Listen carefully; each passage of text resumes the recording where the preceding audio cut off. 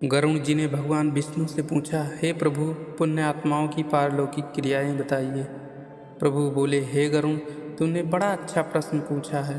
धार्मिकों के लिए जो क्रियाएं हैं वह सब मैं तुम्हें बताता हूँ। धार्मिक वृत्ति वाला मनुष्य जब वृद्धावस्था में अपने शरीर के रोगों से ग्रसित होता है और प्राण के शब्द सुनकर अर्थात कान बंद करने पर जो शब्द सुनाई नहीं देता वह सुनाई न देने पर जान ले कि अब वो 6 महीने तक का उसका जीवन है, तब निर्भय होकर अपने जाने अनजाने सभी पापों का प्रायश्चित करे। अंत समय निकट आने पर स्नान कर श्री शालिग्राम प्रभु विष्णु का गंध पुष्प कुमकुम तुलसी दल धूप दीप और लड्डुओं से पूजन करे। ब्राह्मणों को भोजन कराकर दक्षिणा देकर ओम नमो भगवते वासुदेवाय का जाप करे। ओम नमः शिवाय का स्मरण करे। कानों में पड़ा हुआ हरि और शिव का नाम सब पापों को हर लेता है। अंतिम समय में उसके बंधु बांधव उसे भगवान के लिए 10 नाम मत्स्य क्रूम वराह नरसिंह वामन परशुराम राम कृष्ण बुद्ध कल्कि को बार बार सुनाए। अंतिम समय में जिसकी जिह्वा पर श्री कृष्ण का नाम होता है उसके सब पाप जलकर भस्म हो जाते हैं। मरते समय पुत्र को बुलाने के लिए भगवान का नाम लेता हुआ अजामिल भी वैकुंठ धाम में चला गया था।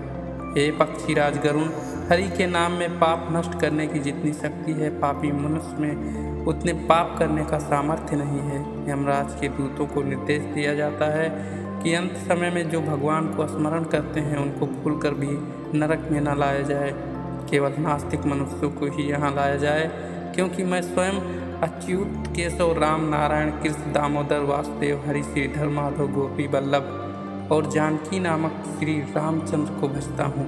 जिसकी जीभ भगवान के नाम को नहीं जपती, जिसका चित्त भगवान के चरणों में नहीं रमता, जिसका सिर भगवान के लिए कभी नहीं झुकता, उन भगवान सेवा से विमुख असज्जनों को यहाँ लाओ। हे पक्षीराज, हरि से विमुख प्राणी को कोई प्रायश्चित उद्धार नहीं कर सकता। जिस प्रकार विष से भरे घड़े को गंगा आदि नदियाँ पवित्र नहीं कर सकती, हरि का नाम जपने वाले प्राणी स्वप्न में भी यमदूतों को नहीं देखते। जिसने अंत समय में ब्राह्मण को गोदान एवं ब्राह्मणों की वाणी द्वारा भगवान विष्णु का नाम सुन लिया हो, वह प्राणी बैतरणी नदी में नहीं पड़ते।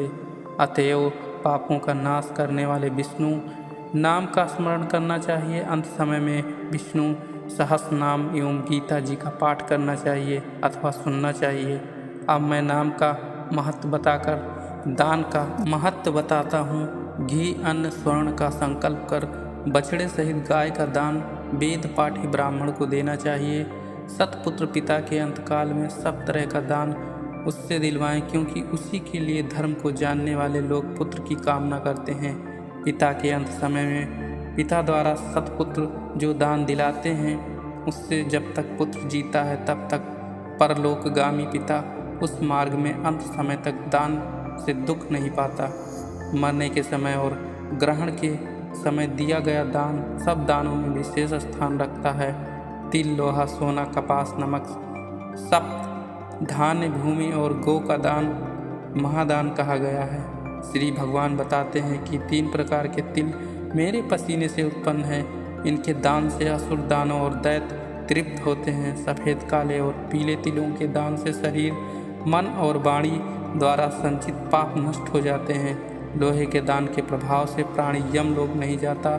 स्वर्ण दान से पृथ्वी पाताल एवं स्वर्ग के देवता ऋषिगण एवं धर्मराज की सभा के सभासद संतुष्ट होते हैं और वर देते हैं। स्वर्ण का दान उत्तम दान माना गया है।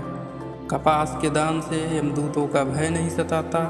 नमक दान से यम का भय समाप्त हो जाता है। सप्तधान्य के दान से यमपुर के पूर्व पश्चिम और उत्तर के द्वारों के अधिष्ठाता गण प्रसन्न रहते हैं। चावल जौ गेहूँ मूंग उड़द चना और कंगनी सप्तधान्य कहलाते हैं। जितनी भूमि पर 100 गायें बैल सहित बैठ सकें उतनी भूमि सतपात्र वेद पाठी ब्राह्मण को देने पर ब्राह्मण हत्या इत्यादि पाप नष्ट हो जाता है। इसीलिए राजाओं के महापाप केवल भूमि दान से ही निवृत्त होते थे। जो व्यक्ति हरी भरी भूमि दान करता है वह सीधा इंद्रलोक को जाता है। पृथ्वी दान सब दानों में श्रेष्ठ है, क्योंकि यह दान दिनों दिन बढ़ता है। राजाओं को पृथ्वी दान अवश्य करना चाहिए। साधारण मनुष्य के लिए गोदान का विधान है। प्रथम गोदान, दूसरा रुद्रधेनु दान मृत्यु तथा अन्य दुखों की निवृत्ति के लिए, तीसरा ऋण धेनुदान ज्ञात अज्ञात ऋण की निवृत्ति के लिए, चौथा मोक्ष धेनुदान मोक्ष प्राप्ति के लिए, पांचवा बैतरणी धेनुदान बैतरणी नदी को पार करने हेतु करें। बाल्यावस्था, कुमारावस्था, यौनावस्था और बुढ़ापे में तथा जन्म जन्मांतरों में किए गए पापों की निवृत्ति के लिए गोदान करना चाहिए। वेद पाठी ब्राह्मण को सब सामग्री सहित सवत्सा दूध वाली कपिला गौ का एक बार दान देने से सब पाप नष्ट हो जाते हैं। जीवित अवस्था में एक गाय विद्वान कुटुंबी ब्राह्मण को दान दी जाए तो वह मरने के पश्चात 1 लाख गाय के दान के समान होती है। बैतरणी नदी से पार उतरने वाले गौदान की इस विधि इस प्रकार है। लाल अथवा काले रंग की गाय को सोने के सींग, चांदी के खुर और आभूषण आदि से सजाकर कांसे की दोहिनी गौ पर 2 काले कपड़े डालकर गले में घंटी बांधकर कपास पर तांबे का कलश स्थापित करें। उस पर लोहे के दंड सहित यमराज की सोने की मूर्ति तथा घी से भरा हुआ कांसे का पात्र रखें। ईख की नाव बनाकर उस पर रेशम के धागे लपेट दें। इसके बाद एक गड्ढा खोदकर उसमें जल भरकर नाव को छोड़ दें। गऊ को उस पर खड़ी करके शास्त्र विधि के संकल्प से ब्राह्मण को आभूषणों सहित वस्त्र देकर फूल, रोली, अक्षत आदि से विधि पूर्वक पूजा करें। हाथ से गऊ की पूंछ पकड़कर गऊ के पैर को नाव पर रखकर ब्राह्मण के सामने करके मंत्र बोले, हे जगन्नाथ भगवान, संसार रूपी शोक संताप से डूबे हुए मनुष्यों को तुम ही रक्षक हो। हे विष्णु रूप ब्राह्मणों में श्रेष्ठ पृथ्वी के देवता, दक्षिणा के साथ मैं तुम्हें बैतरणी गौ देता हूँ। यमलोक के मार्ग में 100 योजन चौड़ी बैतरणी नदी से पार उतरने के लिए तुम्हें ये बैतरणी गौ देता हूँ। बैतरणी रूपी गौ को प्रणाम करता हूँ। आप बैतरणी नदी पार करने में मेरी सहायता करें। आपको नमस्कार है। सब प्राणियों में और देवों में जो लक्ष्मी रूप होकर स्थित है, वही गौ रूप में मेरे पापों को दूर करे। इन मंत्रों से यमराज और गौ के हाथ जोड़कर परिक्रमा करके कलश आदि सब वस्तुओं को ब्राह्मण को दे दें। इस विधि से बैतरणी गौ को दान करने वाला धर्म मार्ग से धर्मराज की सभा में जाता है। अपने हाथ से अपने लिए किया हुआ थोड़े धन का दान भी अक्षय होता है।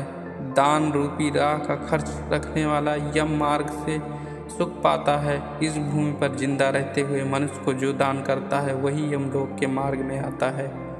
मनुष्य शरीर को पाकर जो मनुष्य दान करता है, वह परम गति को प्राप्त होता है। धन, पुत्र, स्त्री, भाई, बंधु और शरीर में सब अनित्य है, अतः धर्म करना चाहिए। मनुष्य के जीवित रहने तक ही माता पिता, भाई बहन सब हैं, परंतु मरने के बाद केवल उसके सत्कर्म ही उसके साथ जाते हैं। धन तो घर से ही साथ छोड़ देता है, भाई बंधु शमशान तक साथ देते हैं, परंतु शुभ अशुभ कर्म उसके साथ जाते हैं। इसीलिए मनुष्य को शुभ कर्म करने चाहिए।